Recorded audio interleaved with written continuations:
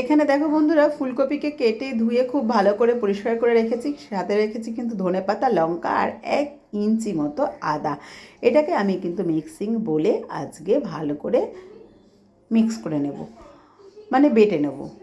আর এদিকে ফ্রাই প্যানে কিন্তু আমি দেখো হালকা স্টিমে আর কাঠখোলায় এখানে জোয়ান, মৌরি আর সাদা জিরে আর 2টো শুকনো লঙ্কাকে একটুখানি গরম করে নিচ্ছি। তারপরে এটাকে আমি ওই হামালদিস্তার সাহায্যে কিন্তু গুঁড়ো করে নেব। একদম খুব বেশি গুঁড়ো করব না, একটু আধা ভাঙা করে নেব। নিয়ে এবার কিন্তু আমি এখানে দেখো একটা বলে ময়দা রেখেছি, ময়দার মধ্যে দেব, দিয়ে এবার স্বাদ মতো লবণ দিয়ে দেবো, এর মধ্যে চিনি দিয়ে দেবো ময়নার জন্য, আর দিয়ে দেবো এখানে সাদা তেল। আর ওখানে যে ওই ফুলকপি, ধনেপাতা, কাঁচা লঙ্কা, আদার যে পেস্টটা করেছিলাম সেই পেস্টটা দিয়ে দেবো। দিয়ে ভালো করে কিন্তু আমি এখানে ময়দাটাকে মেখে নেব। মেখে ওই 10 মিনিট মতো এটাকে আমি কিন্তু রেস্টে রাখবো। 10 মিনিট মতো এটাকে রেস্টে রেখে দিয়ে তারপরে কিন্তু আমি এটাকে গোল গোল করে একটা লেচি করব। লেচি করে কী করব বন্ধুরা, পরোটা করব।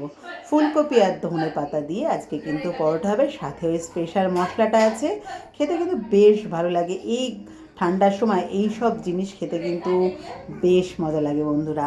সকালের টিফিনে আমি কিন্তু এই পরোটাটা করে ফেলেছিলাম আজকে। আর ওদের কিন্তু এর সঙ্গে কোনো তরকারিই দিইনি, ওরা কিন্তু মেয়েরা কিন্তু এটা সস দিয়েই খেয়ে নিয়েছে। ধনেপাতার একটা স্পেশাল চাটনি আমি করে রেখেছি, মানে কি বলবো, চাটনি বলে ধনেপাতা বাটাটাকে যেভাবে করে আর কি।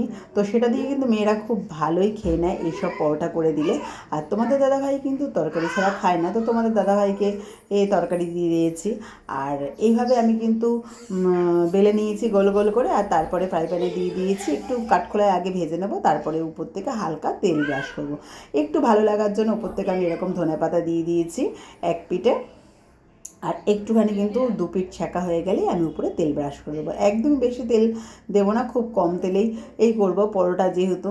আর এখন তো শীতকাল, রোজই একটু ভাজাভুজো এরকম পরোটা কচুরি সব খাওয়া হচ্ছে, তার জন্য কিন্তু তেলটাকে একটুখানি মেনটেন করতে হবে। তার জন্য কিন্তু মানে আমার বড় মেয়ে একদমই খেতে চায় না, তো তার জন্য আমাকে একটু তেলটা বুঝে বুঝেই করতে হয়। এই জন্য একদম তেল ব্রাশ করে নিয়েছি।